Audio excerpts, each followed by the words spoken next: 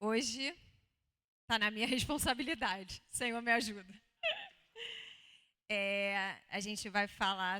O título da mensagem é Assumindo a Identidade de Filho. Não está muito alto, não, gente? Não. Então vamos lá. Hoje a gente vai falar de uma mulher muito conhecida, que é a mulher Cirofenícia, ou a mulher cananeia.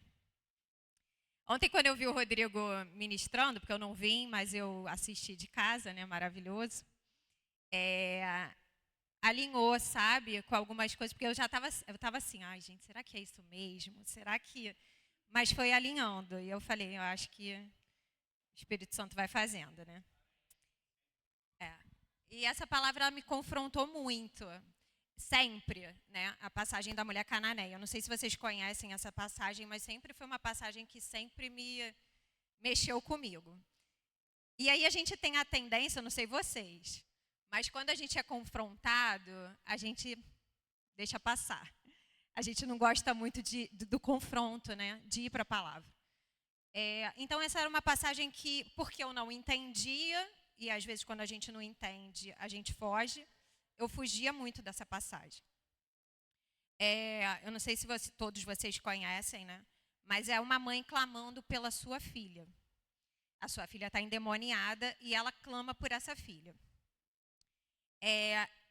E Jesus parece ser um pouco rude com ela. E isso me incomodava. Porque eu falava, cara, esse não é o Jesus que eu gosto muito, né? Porque é o Jesus que veio para um confronto.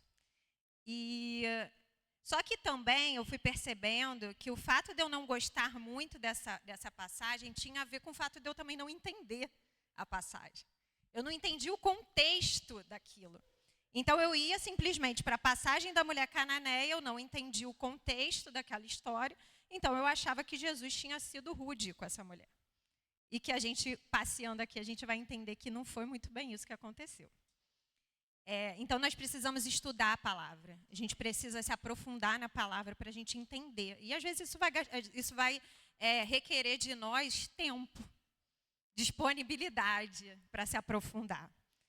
E não julgar, né, o Jesus que a gente não conhece. Pelo que a gente às vezes está lendo ali, né, se a gente fosse aprofundar, a gente vai conhecer mais e a gente vai amar mais esse Jesus. Às vezes a gente quer o Deus que a gente criou, né? E não o Deus que é o Deus real. E Jesus não veio só para nos salvar, curar e libertar. Eu estava pensando isso esses dias. Porque se ele fosse fazer só isso, ele não precisava gastar tempo, né? Para falar com as pessoas, não, ele não precisava de nada disso. Ele ia lá, curava quem ele tinha que curar, salvava quem ele tinha que salvar, libertava quem ele tinha que libertar. E ele não precisava gastar tempo para fazer isso. Jesus não precisava. Mas ele veio para ensinar. Mais do que para fazer todas essas coisas, ele veio também para nos ensinar. E ele veio para se revelar, exatamente. E trazer a cultura, revelar a cultura do reino. O povo estava o povo estava perdido nas tradições e nas leis. Dentro desse contexto, faz mais sentido essa conversa da mulher cananeia com ele. Os fariseus, vamos lá para Marcos 7. Eu até botei aqui para ficar mais fácil. Marcos 7, 1. Vou para 1 primeiro, antes de chegar lá na mulher cananeia. Marcos 7, 1. Espero que alinhe aqui o tempo, para dar tempo de falar tudo. Marcos 7, 1. Os fariseus, eu botei aqui, que eu peguei a versão que eu estou lendo, né? Não sei se vai ser a mesma que vocês vão ler aí. Eu não sei qual foi que eu peguei aqui, mas vocês vão ver aí se é igual. Os fariseus e alguns dos mestres da lei, vindos de Jerusalém, reuniram-se a Jesus. Viram alguns de seus discípulos comerem com as mãos impuras, isto é, por lavar. Os fariseus e todos os judeus não comem sem lavar as mãos cerimonialmente, apegando-se assim à tradição dos religiosos. Quando chegam na rua, não comem sem antes se lavarem e observam muitas as outras tradições. tais como lavar copos, jarros e vasilhas de metal. Então, os fariseus e os mestres da lei perguntaram a Jesus: por que os discípulos não vivem de acordo com as tradições dos religiosos, em vez de comerem o alimento com as mãos impuras? Então, aqui os fariseus e os mestres da lei começaram a interrogar Jesus, como eles sempre faziam, acerca do cumprimento das tradições e das leis. Então, o Jesus começou a ser confrontado ali por eles, né? E aí, lá no 6, ele respondeu. Jesus respondeu, né? Bem profetizou Isaías acerca de vocês, hipócritas.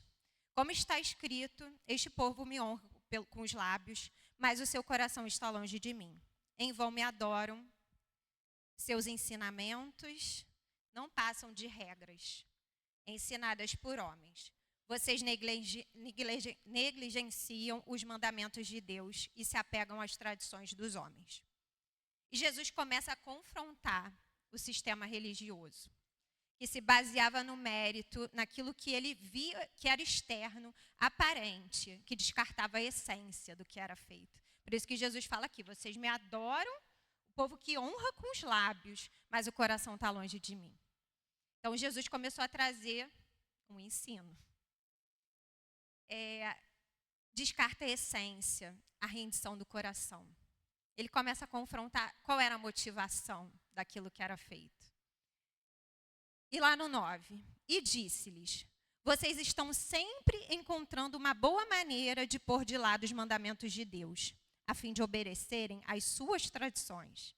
Pois Moisés disse: honra teu pai e tua mãe, e quem amaldiçoar o seu pai e a sua mãe terá que ser executado. Mas vocês afirmam que, se alguém disser a seu pai ou sua mãe, qualquer ajuda que vocês poderiam receber de mim é corbã, isto é, uma oferta dedicada a Deus. Vocês o desobrigam de qualquer dever para com seu pai ou sua mãe.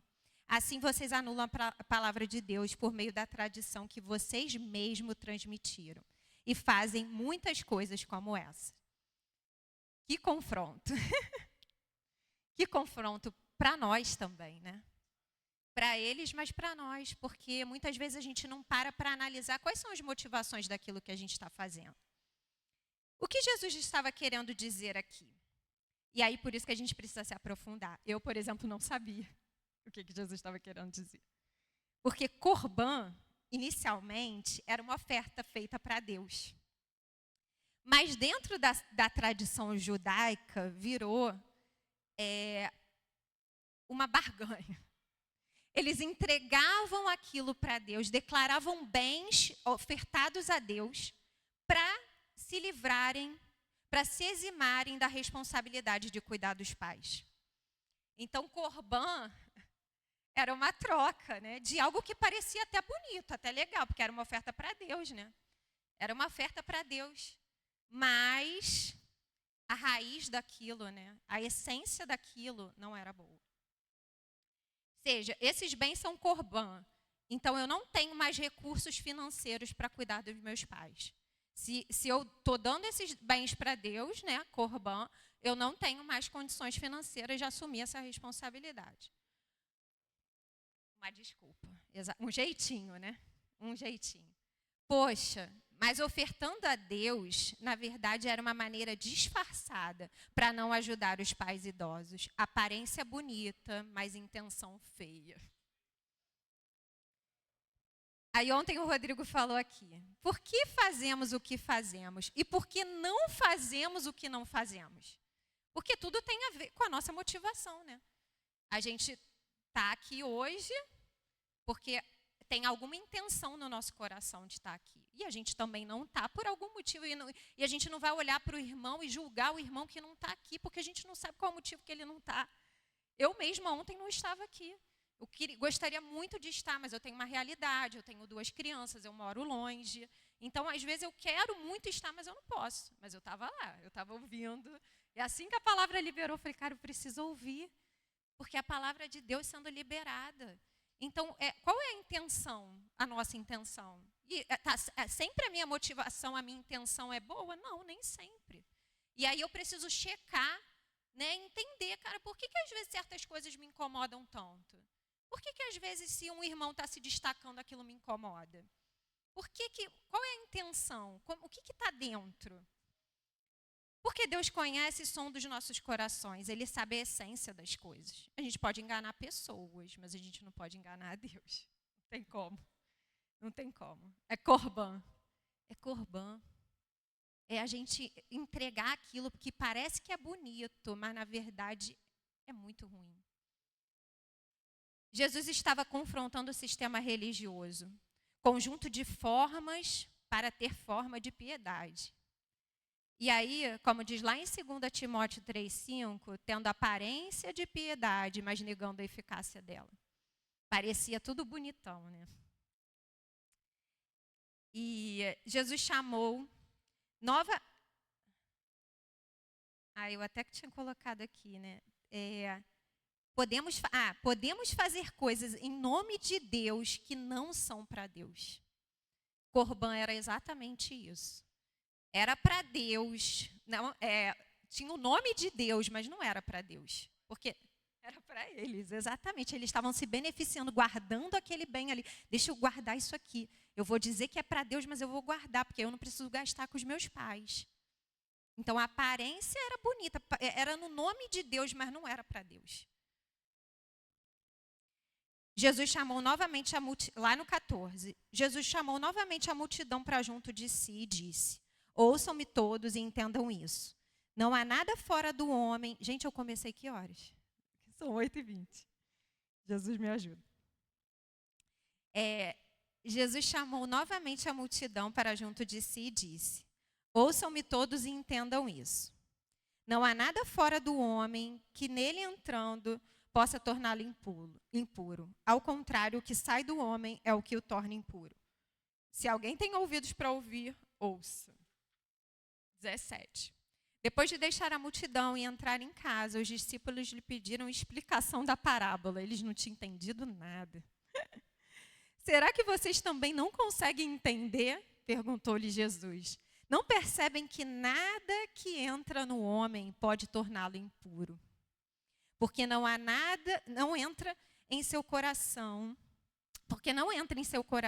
mas em seu estômago. Sendo assim, depois eliminado. Bem didático, né?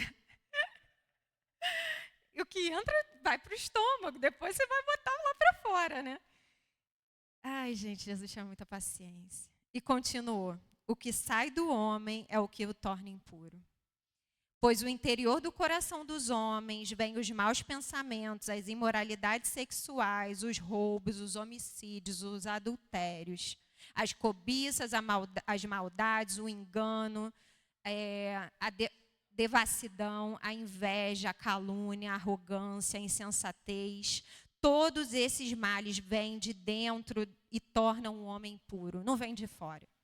Não vem do que você come. Não vem da sujeira da mão. Vem da sujeira do coração.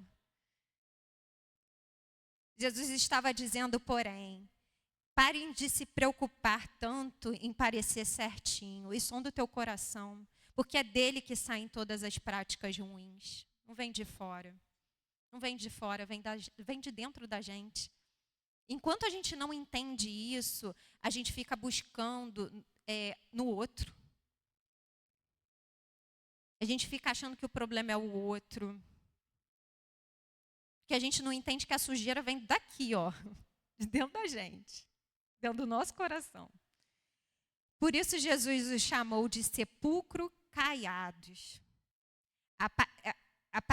Parecia formas belas, né? Porque o sepulcro caiado, o que era? Era o sepulcro, né, onde ficavam os mortos, todo lindo, branco, porque como eles acreditavam que quem estava ali era impuro, né? Se alguém tocasse ali ficaria impuro, então eles pintavam, né, de branco, e ele ficava aquele branco bem alvo, bem bonito, sabe?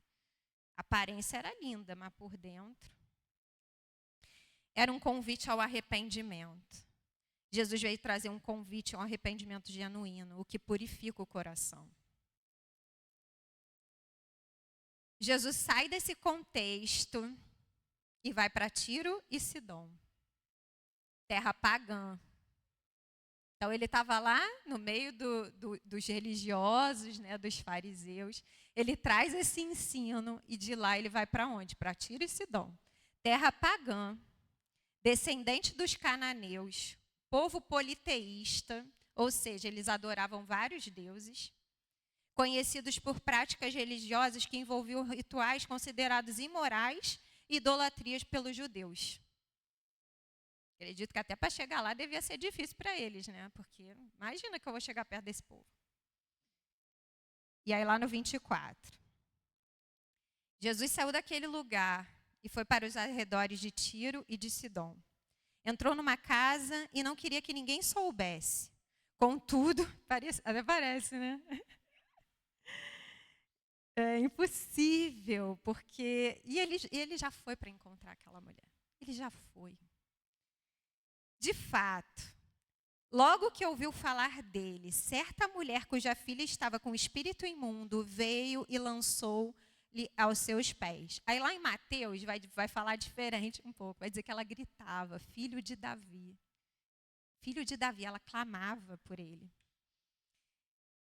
E ele lhe disse... Não, aí no 26, a mulher era grega. No 26, aí ela, né... Não, no 25, né? Eu pulei o 25. De fato, logo que ouviu falar dele, certa mulher cuja filha estava com espírito imundo veio e lançou-lhe aos seus pés, lá no 26. A mulher era grega, cirofenícia de origem, e rogava a Jesus que expulsasse de sua filha o demônio. Então, ela rogava por ele, né? Que ele ajudasse nessa situação. E ele lhe disse, deixe que primeiro... Agora vocês vão entender, quem não conhecer a passagem vai entender porque eu achava que Jesus estava sendo duro demais. Deixe que primeiro os filhos comam até se fartar, pois não é correto tirar o pão dos filhos e lançá-lo aos cachorrinhos.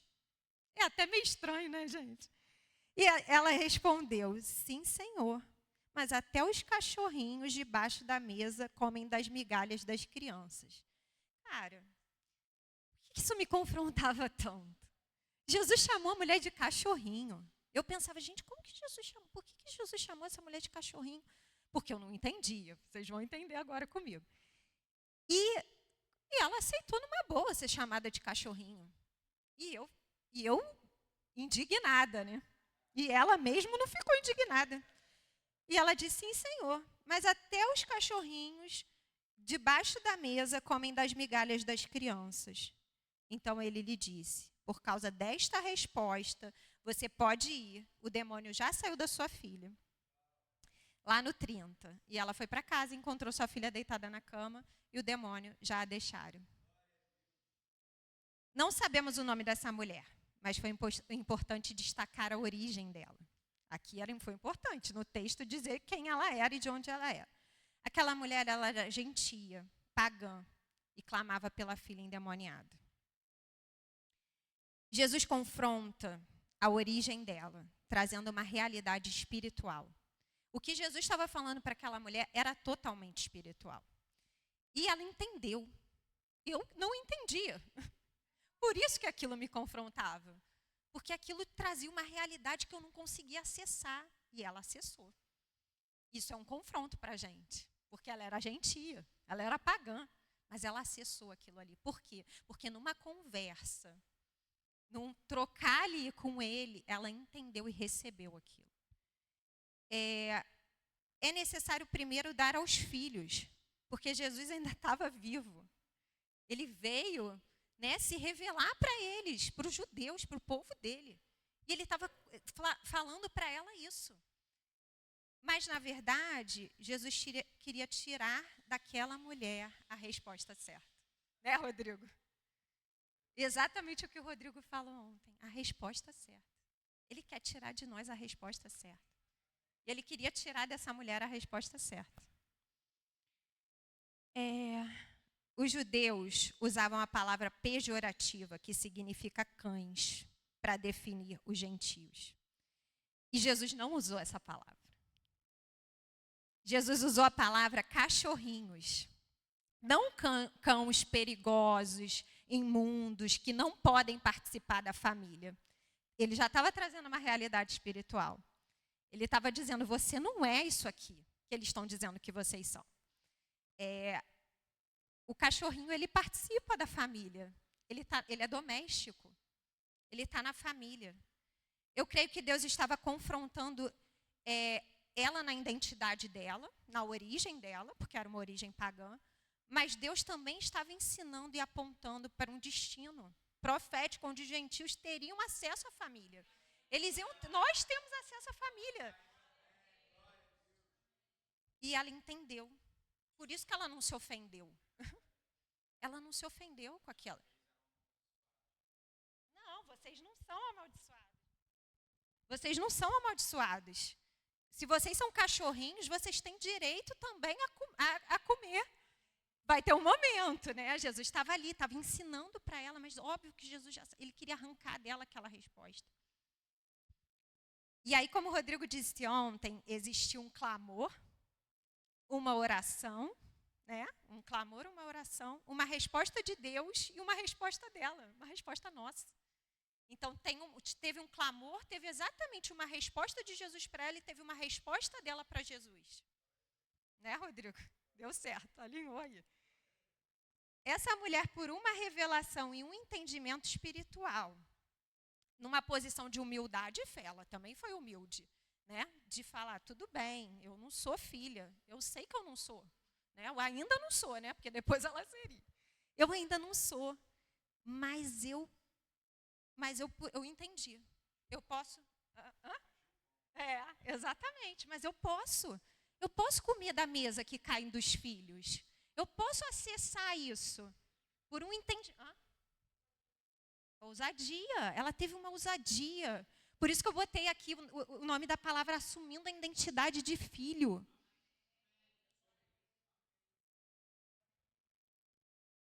A resposta dela foi: eu sei que eu não sou filha, mas pela fé acessou a realidade espiritual de que eu estou na casa. Eu sou cachorrinho, mas eu recebo ainda que a migalha dos filhos. Eu estou dentro. Eu estou dentro. E tem gente que está dentro e está achando que está fora. Está tudo bem, eu quero mesmo assim. Está tudo bem, o seu cachorrinho. Porque Jesus, na verdade, quando a gente entende, né? Porque no primeiro, quando eu, né, cachorrinho, poxa, mano, isso é um termo muito ruim. Mas, na verdade, estava promovendo ela, né? Porque eles eram cães imundos. Por causa dessa resposta, você pode ir. O demônio já saiu da sua filha. Ai, Senhor. Se a gente acessar, né, esse lugar, se a gente acessar esse entendimento, muita coisa vai mudar. Nós somos filhos, né? E aí muito do que o pastor, né, tá trazendo para a gente como ensino, né? E eu falei, meu Deus, me ajuda a passar isso aqui que eu tô recebendo, mas que às vezes ainda é novo para mim, cara. Olha que loucura. De um ensino que eu falo, cara, eu vou acessar coisas que talvez eu não acessei até hoje.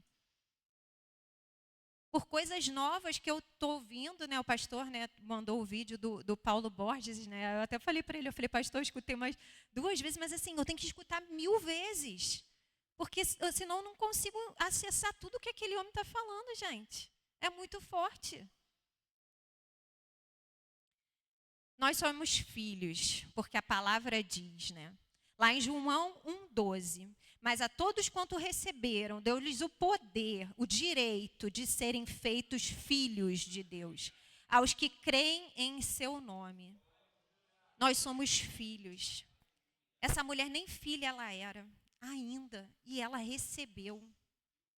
Ela assumiu essa posição, ela entrou no templo, ela acessou um lugar que ela nem era para ela acessar ainda.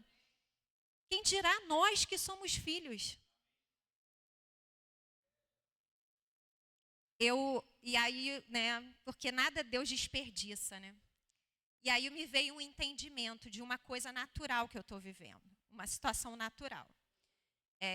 Meu pai faleceu e eu tenho direito à herança. Meu pai tinha bens. Não muitos bens, tá, gente? Eu não vou ficar milionária, não. Se eu aparecer aí herdeira, não é. Porque eu falei bens, parece até que, olha, nossa. Não, não.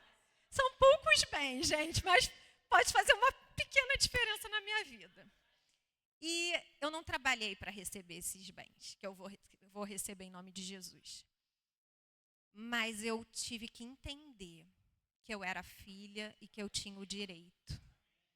Porque se eu não tivesse tido esse entendimento, eu não ia atrás do meu direito de filha. A herança.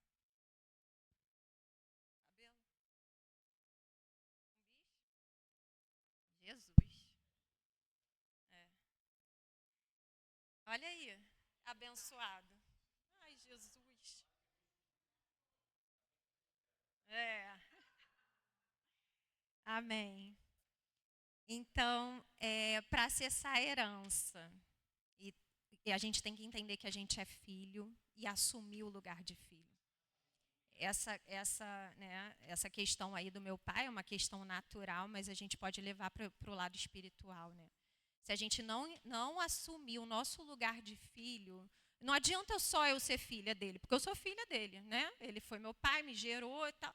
Eu sou filha, mas se eu não tomar essa posição de filha, nada vai acontecer. Vou ficar como escrava, né? E aí o escravo nada, o filho nada difere, né? Como é que é a passagem, pastor? De um escravo até que ele cresça e ele tenha maturidade para assumir o lugar de filho.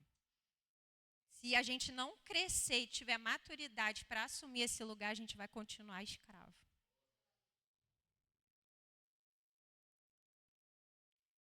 Lá em Romanos 8,17 fala, se somos filhos, então somos herdeiros, herdeiros de Deus e co-herdeiros com Cristo. Se de fato participamos dos seus sofrimentos, para que também participemos da sua glória.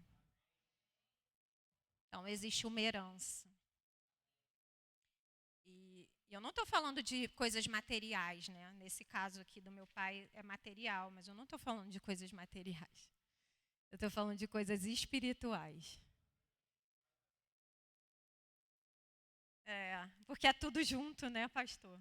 É tudo uma coisa só, é verdade. É verdade, é verdade. Nós somos integrais, né? Nós somos seres integrais.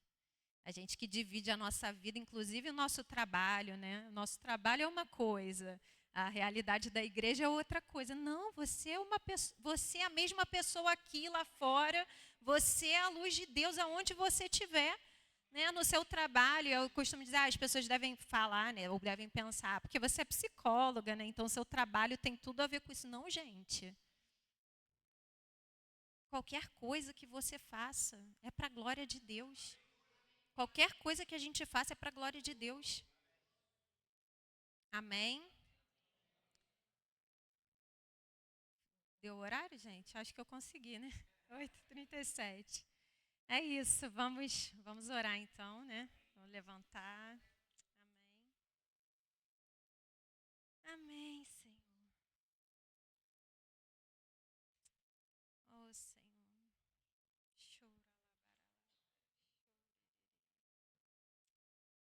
Ah, Senhor.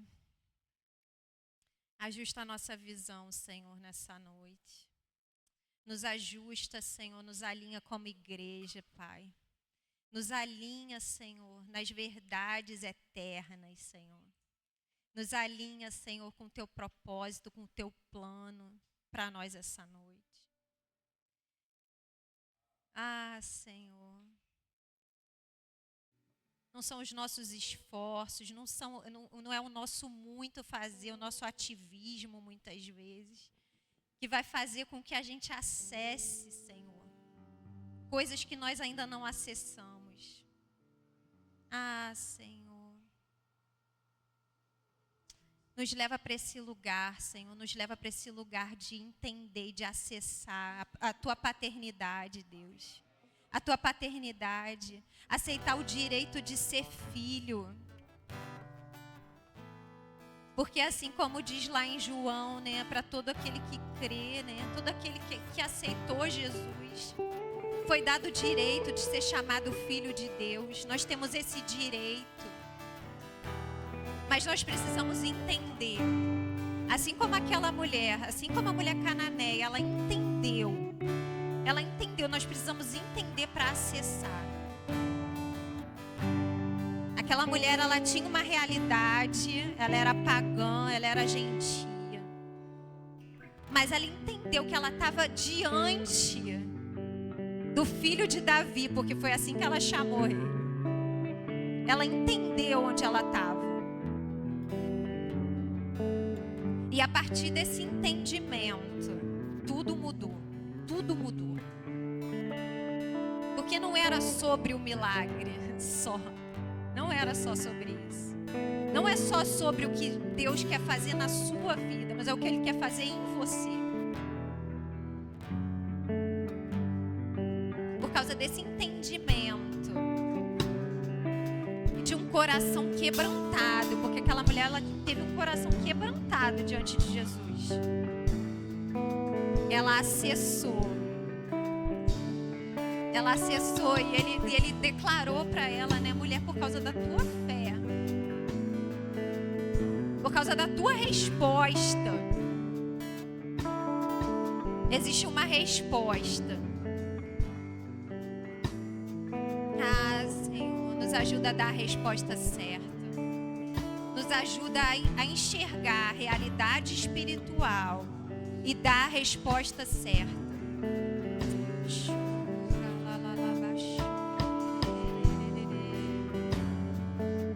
Oh, Deus.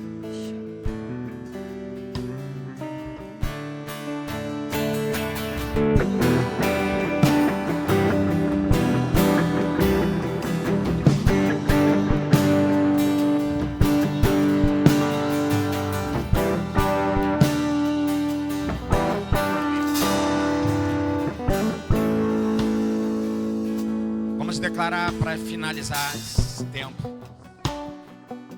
É o Senhor que está nos dizendo: Senhor, é o que nós queremos a tua visão, a visão desses dias, a visão do teu propósito.